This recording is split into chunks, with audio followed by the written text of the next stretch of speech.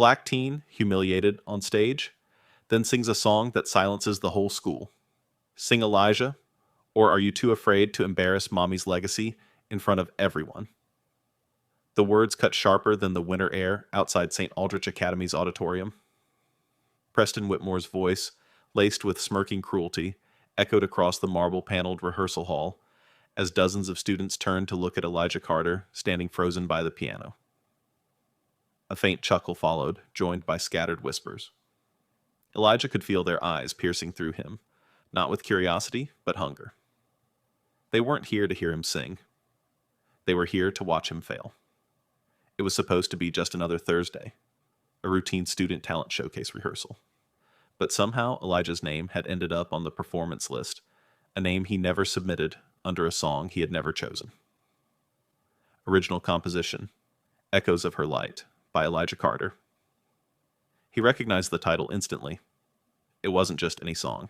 It was the last thing his mother wrote before she passed away. She was Vivian Carter, stage name Vivian Halo, a singer with a voice that once made orchestras pause. But to this crowd, she was just that jazz singer who died poor. And to Preston and his pack of privileged shadows, Elijah was only her son, the scholarship kid from South Hartford tolerated because of a diversity initiative they mocked behind closed doors. Elijah's jaw clenched as he stared at the printed program, trying to steady his breathing. It had to be Preston. He had access to the student submission portal. His father donated a wing to the school's science building last year. Power made mischief invisible here. What they didn't expect, what he didn't expect, was that Elijah still had the original voice note. His mom had recorded it one late summer night when her hands shook too much to write, but her voice hadn't yet failed. He kept that file buried in a folder called Don't Press Play. He hadn't listened to it in over a year. He wasn't ready. Not then. Elijah Ms. Langford, the choir director, broke the silence gently. "You don't have to," she began, but Preston cut her off. "Why not let's hear the musical genius?" "Isn't that what the board called his mother?" His voice dripped with artificial sweetness. "Come on, Carter. The mic's right there." Elijah looked at the microphone. It stood in the center of the hall under a single overhead light. To some, it was just equipment. To him, it was a battlefield. That mic had humiliated his mom during her final performance, when her voice cracked mid-note and the crowd went silent for all the wrong reasons. Since then, Elijah had never sung in public. Music was sacred and private. It was the last real piece of his mom he had. Giving it away in front of those who only knew how to take felt like betrayal. But then he saw Preston lift his phone. The screen was already recording. That was the tipping point. Elijah's chest tightened not with fear, but with something deeper defiance. His mother had once said, "The stage doesn't ask who you are. It only reflects what's already inside you." He stepped forward. "I'll sing it," Elijah said softly. The room stilled. As he walked toward the mic, the world seemed to narrow into that cone of light. His steps were slow, deliberate. From the corner of the room, Ms. Hughes, the school counselor, who had always defended him in board meetings, watched silently. There was something in her eyes, not worry, readiness. She knew. Elijah reached the mic, adjusted it without trembling. He closed his eyes, took one breath, and whispered, "For her," then silence. And then, "Don't choke, Elijah. Or maybe you will just like Mommy did." The words came from the shadows of the audience, low enough to pass as a whisper, sharp enough to draw blood. Preston didn't need volume to wound. Elijah's knuckles whitened around the microphone stand, but his eyes stayed closed. For a moment, the entire room faded, the mocking voices, the gleaming banners of legacy on the walls, even the heat of the spotlight. All that remained was the silence before a song, the same silence his mother used to embrace like a prayer before takeoff. Then softly, Elijah hummed the first note. It wasn't loud, it wasn't perfect, but it was his. A thread pulled from memory, worn but unbroken. The melody was simple, a lullaby wrapped in minor chords, each note rising like the breath of someone fighting not to cry. As he sang the first lines, the hall remained unnaturally still. Even Preston, arms crossed with smug disbelief, began to lower his phone. The lyrics didn't sound like a student's attempt at poetry. They were too raw, too lived in. When the light bends around my voice, will you still hear me, even if I'm gone? The words floated aching with grief and grace, echoing far beyond the oak walls. Elijah wasn't just singing, he was unraveling. Somewhere in the middle, his voice caught, not from fear, but memory. He saw his mother on their old couch, eyes closed, humming this very song to herself, while the chemotherapy drip ticked beside her. She never meant for anyone to hear it. "This is just for you, baby," she'd whispered once. "One day you'll know when to let it out." And here he was, letting go. The final note trembled, held just long enough to make the silence after feel sacred. When Elijah opened his eyes, something had shifted. No applause, no laughter, just stunned quiet.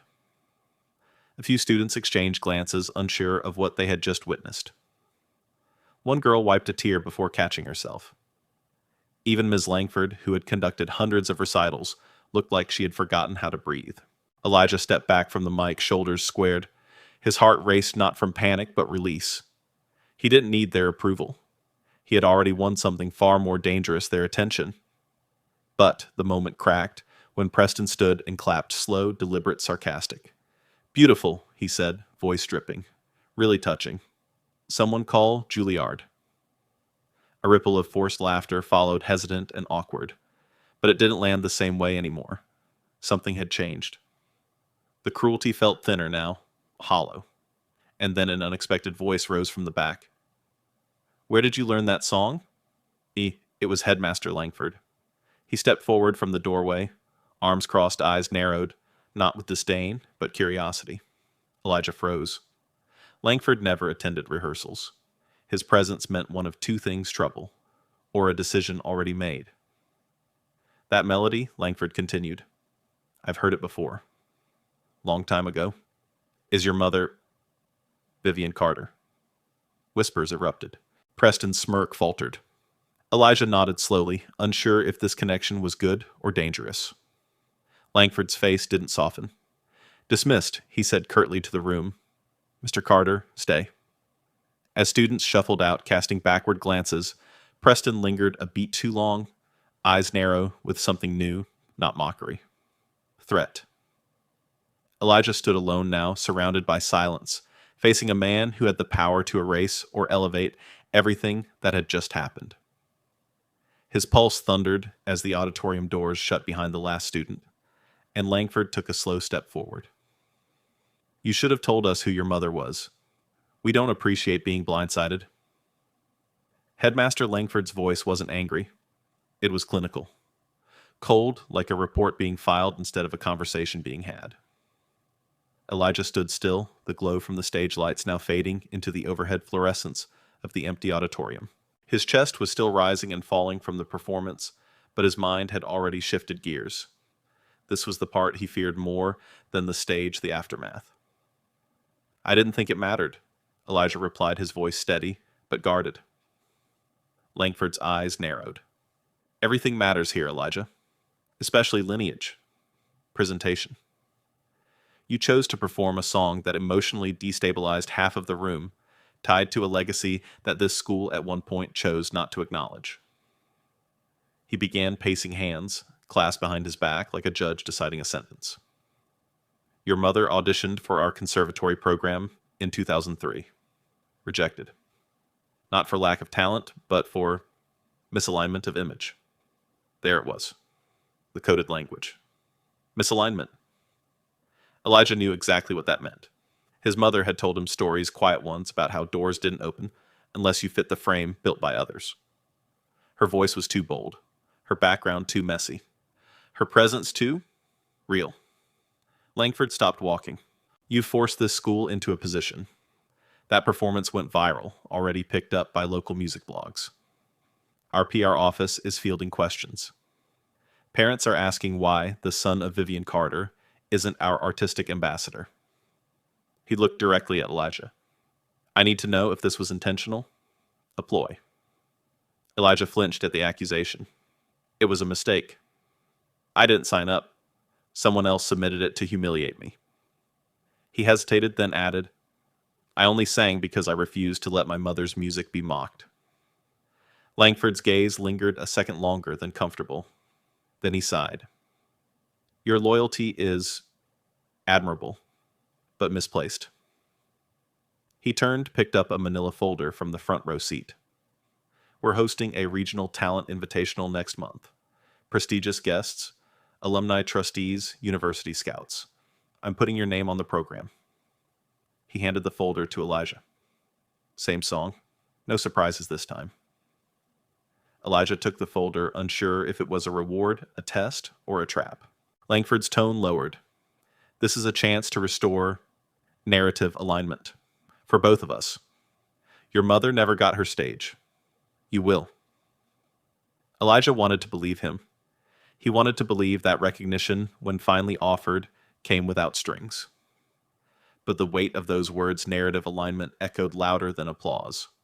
This wasn't about honoring his mother. It was about managing perception, turning her story into a trophy now that the dust had settled. As he left the auditorium folder in hand, Elijah's mind raced. Was this justice or containment?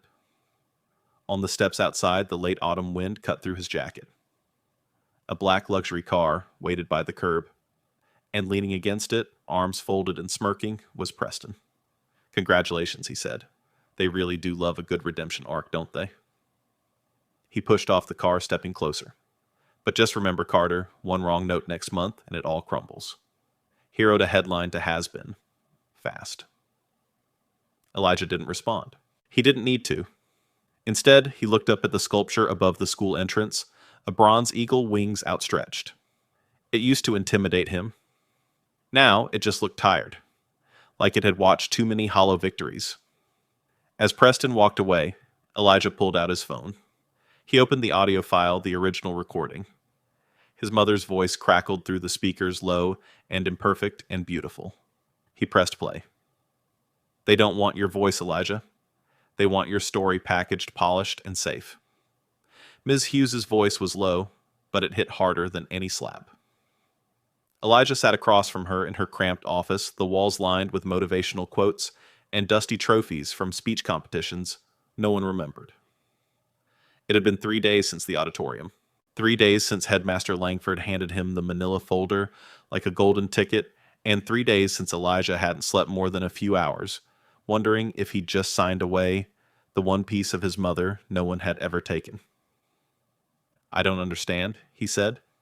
Isn't this what we fight for? A chance to be seen, Ms. Hughes folded her hands. Being seen isn't the same as being understood. They didn't ask what the song meant. They didn't ask if you were ready. They saw Buzz's legacy potential media coverage and decided it was good timing. She leaned forward. You don't owe them your grief, especially not on their terms. Elijah looked down. The folder was still in his bag. He hadn't opened it since that day. He already knew what was inside stage directions, talking points, a cleaned-up arrangement of the song. The handwritten lyrics his mother had scribbled on old grocery receipts were nowhere in it. So what do I do? He asked. Ms. Hughes didn't answer directly. Instead, she reached behind her desk and pulled out a dusty cassette player. Your mom gave this to me, back when she applied here. Told me, if they don't listen now, maybe one day they'll listen to him. She pushed the tape in. A soft click. Then the unmistakable grain of a voice, both broken and beautiful. To the child I love, sing when you are silenced. Speak when you are small. Because truth never needs permission. Elijah closed his eyes. The words weren't lyrics. They were instructions, warnings, armor. He left her office carrying more than a cassette. He carried clarity. The upcoming showcase wasn't just a performance. It was a negotiation for memory, for dignity, for control of a narrative that had been twisted too many times. Back in his dorm room, he opened his laptop and began reworking the arrangement. He wasn't going to perform the school's sanitized version. He would do it his way or not at all. Each note he adjusted felt like pulling a thread from a tightly woven lie. That night, he sat in the rehearsal hall alone. The stage lights were off. Only the emergency exit sign cast a faint red glow. He positioned a single chair center stage, placed a small framed photo of his mother on it, and began to rehearse not for the crowd, but for her. What he didn't know was that Preston had followed him. From the shadows of the back row, Preston recorded snippets of Elijah's raw version. No edits, no polish, just heartbreak and resistance in melody. And the next morning, one of those clips leaked online, uploaded anonymously, captioned only, "The version they don't want you to hear." By noon, it had over 50,000 views. Elijah was called into Langford's office before his last class. The headmaster looked like a man caught between fury and panic. "Did you release that video?" he demanded. "No," Elijah answered truthfully. "But I'm not ashamed of it." Langford tossed the printed comments across the desk. "This boy sings with more truth than our entire board combined. If this is what grief sounds like, let him headline the world." Langford's voice tightened. This showcase was supposed to control the message. Now the message controls us. Elijah said nothing. He didn't have to. The silence said enough. Langford finally sat down, his shoulders heavy. "If you insist on doing it your way," he said quietly, "then you carry the consequences." Elijah stood. "Then I'll carry them." As he left the room, students whispered in the hallway, not mocking this time, but curious. Some looked at him like a question they wanted answered. Others like a symbol they didn't yet understand. And far down the hall, taped to his locker, someone had written in sharp black ink, "Truth never needs permission. You think you're some kind of martyr, Carter? This isn't protest, it's performance. And no one cares once the curtain drops." Preston's voice followed Elijah like a bitter echo through the rehearsal corridor. Elijah didn't stop walking. He had no reason to. Not anymore. The clip had spread far beyond the school walls. It had landed on an indie music blog picked up by a former student now working at a public radio station. A short feature aired that morning, the voice the system overlooked. People weren't just watching, they were listening. But that only made things more fragile. With 4 days left before the showcase, pressure coiled around Elijah like barbed wire. Every time he passed the administrative wing, he could feel Langford's gaze through the glass door. Teachers started treating him differently, not hostile, but cautious, like he'd become an unpredictable force. Even Ms. Langford from the music department stopped calling him by his first name, reverting to Mr. Carter, as if familiarity was no longer safe. The rehearsal stage became both refuge and battleground. Elijah would arrive early, stay late, adjusting every note with precision. He refused help from the student accompanist, choosing instead to record each chord himself on an old keyboard he'd borrowed from Ms. Hughes. He layered harmonies by ear, building a new version of his mother's song, not polished, but full of breath, crackle, and edge. Something real. But the weight of it all was catching up to him. One night, after a particularly raw rehearsal, Elijah sat alone in the theater balcony. The empty seats below looked like mouths waiting to devour. His fingers trembled slightly. Was he strong enough to carry a message that even adults had buried? Was his voice still half-formed enough? He pulled out the cassette again, played it. His mother's voice this time not singing but laughing. "You were just 3, she said. Kept asking me if music could fix things. I told you no. But maybe I was wrong." That line hit him harder than any lyric. Maybe I was wrong. The possibility that even she had believed in the end that music could do more than just exist, that it could heal, disrupt, awaken. The next morning, Langford called a final meeting. "You've made your point," the headmaster began flipping through a folder. "The press release is already in draft. We're leading with your performance. This school has a reputation to manage." Elijah met his eyes. "Then let me say something at the showcase. Not just sing?" "1 minute." My words. Langford stared at him. "You want to turn this into a speech?" "No," Elijah said. "A dedication." Langford's jaw tightened. "This isn't a TED Talk." Elijah stood his ground. "It's not a compromise either. If I can't speak before I sing, I don't perform." It was a bluff, but a calculated one. Langford exhaled slowly. Fine. 60 seconds. Not one more. As Elijah left the office, Ms. Hughes was waiting by the stairwell. She handed him a sealed envelope. This came for you. No return address. Inside was a single photograph, a black and white shot of Vivian Carter, age 17, standing outside the original St. Aldrich Music Hall. On the back, in fading ink, were the words, "They didn't let me in." Walk in louder. Elijah looked up from the photo, heart pounding. This wasn't just his moment anymore. It never had been. That night, he stepped onto the empty auditorium stage and taped the photo beneath the microphone stand. He didn't tell anyone, didn't announce it, but he knew it would be there, holding him steady when the time came. Ladies and gentlemen, Elijah Carter. The announcement dropped like a pin in a cathedral. The lights dimmed. A single spotlight snapped on, illuminating center stage. The packed auditorium went quiet, not the quiet of polite expectation, but the kind you could feel press against your chest. Trustees in crisp suits. Students with phones half lowered. Alumni perched in the front row, whispering names and memories like currency. And beneath all of it, Elijah walked forward. His shoes clicked softly against the polished wood. In his hand, one folded note. Beneath the mic, a photo taped in silence. As he reached the microphone, he didn't adjust it. He didn't clear his throat. He just stood there. The silence grew heavier. Then Elijah unfolded the paper. His voice didn't rise, it grounded.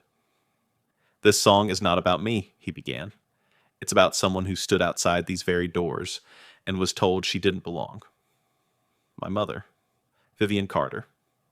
She wrote this melody as a whisper to herself because the world was too loud, too proud to listen." He looked out across the crowd. "Tonight I sing not to impress you, but to remind myself that memory is a form of resistance, and that grief, when sung, becomes legacy." He folded the paper again and placed it in his pocket. No applause, just breathing. Then he sang. But this was not the version people had expected. Not the clean-cut arrangement from Langford's folder. Elijah had rewritten it to layered harmonies, broken cadence, a haunting minor shift at the bridge that made the air itself tense. His voice cracked once deliberately, on the same note his mother had cracked on during her last public performance. A sonic ghost, repurposed, reclaimed. And as he moved into the final verse, something happened. From the back of the room, a woman stood up. She was older, wrapped in a burgundy shawl, hands trembling slightly. No one knew who she was. But as Elijah reached the line, "Will you still hear me even if I'm gone?" the woman harmonized. Her voice was aged velvet. Rough. Worn. Real. It wasn't rehearsed. It wasn't perfect. But it was right. They sang the final chorus together. Elijah and the stranger until the last note settled like ash. And when it ended, silence reigned. Then applause. Slow at first. One person. Then another. Then an eruption. People stood. Not in programmed ovation, but in shared release. Even Langford, rigid in his seat, had no choice but to rise. He didn't clap, but he didn't stop it either. Elijah stepped back from the mic, head bowed. As he turned to leave, he glanced down at the photo taped below. The edges had curled from the heat of the lights, but the words still held, "They didn't let me in. Walk in louder." The stranger who had sung with him met him in the wings. Up close, her eyes glistened. "I was her roommate once," she whispered. She used to hum that lullaby in her sleep. Said one day someone would finish it for her. Elijah couldn't speak. He didn't need to. Outside the theater, the sky had darkened. But for the first time, Elijah felt like he'd stepped into the light, not just on stage, but in history. Not just as her son, but as her voice. And somewhere behind the curtain, Preston watched arms crossed, but no smirk left. We don't usually revise awards post-showcase, but this isn't a usual situation. The next morning, Elijah sat in Langford's office once more, but this time, the headmaster wasn't behind the desk. He was standing looking out the window, hands clasped behind his back, as though the campus outside might give him words he couldn't summon himself. The performance had exploded. Local news aired it twice. An arts foundation emailed overnight, offering Elijah a mentorship under one of their cultural heritage music programs. An anonymous donor pledged funds to renovate the school's underused music wing with a condition that it be renamed after Vivian Carter. Langford finally turned.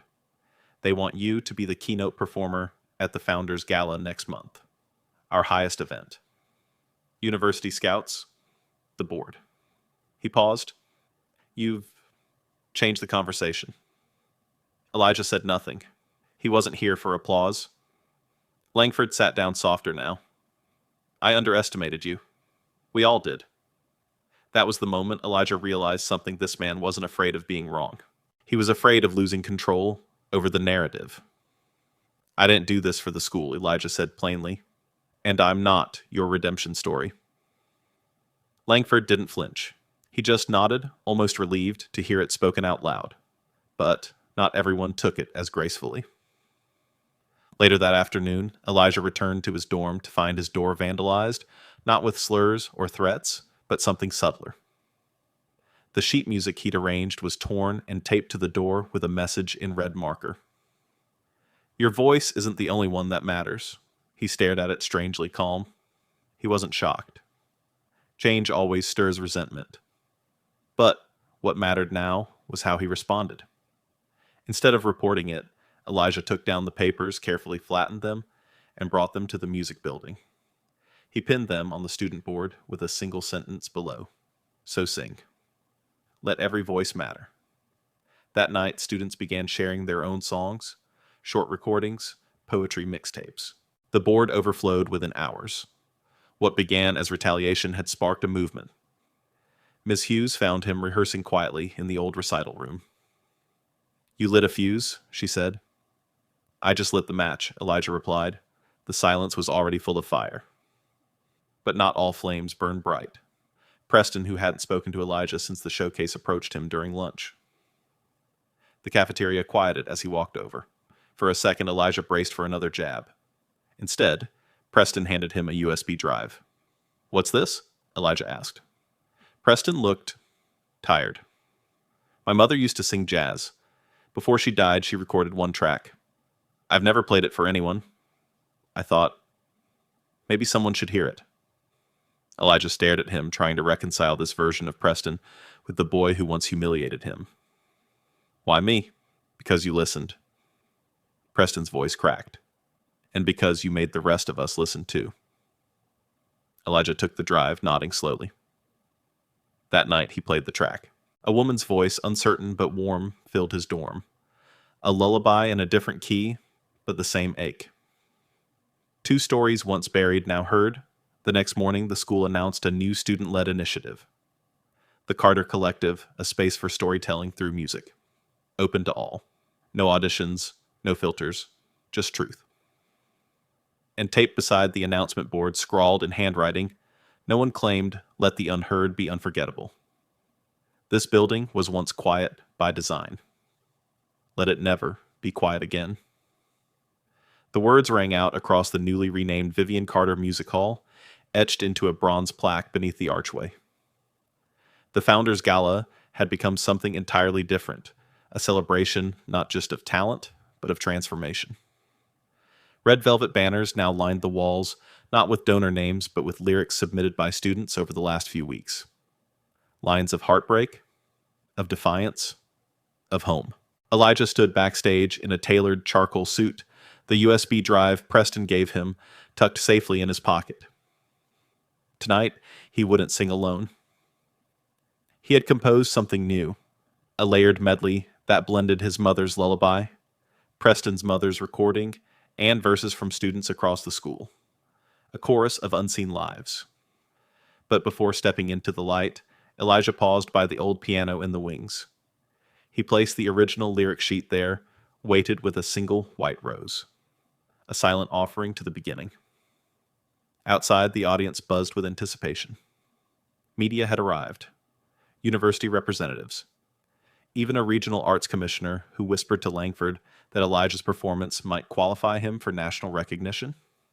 But Elijah didn't care about the headlines anymore. He cared about the sound of truth breaking silence. When he walked on stage, the applause felt different, earned not given. He didn't bow. He simply nodded, stepped to the microphone, and pressed play. The track began with static, then a faint voice. Sing when you are silenced. Speak when you are small. Then came music. Slow. Building. Elijah's voice entered not as a solo, but a thread within many. Harmonies swelled from the side aisles, students scattered in the crowd rising one by one, joining him. It wasn't rehearsed perfectly. That was the point. By the final verse, the entire hall was singing. And when the last note faded, no one clapped. No one needed to. There was something sacred about that stillness. A stillness not of silence, but of recognition. Later, as the crowd dispersed, Elijah stepped outside into the chilled night air. Ms. Hughes found him beneath the stone eagle that once loomed over him like a judge. Now it seemed to be watching over something new. "You did it," she said. Elijah shook his head gently. "We're just beginning." She smiled. "You know, a few years from now, students won't remember this place before it was hers." He glanced back at the building, golden light spilling through stained glass. "Good. Let memory be louder than history." A student walked past, humming the melody. Then another, and another. Fragments of legacy traveling through ordinary voices. And just before leaving, Elijah looked up at the stars. Not seeking signs, just breathing. He had once been the boy who didn't sing. Now he was the boy who made others sing with him, not because he was fearless, but because he finally understood what his mother meant. Truth never needs permission, but it does need a microphone.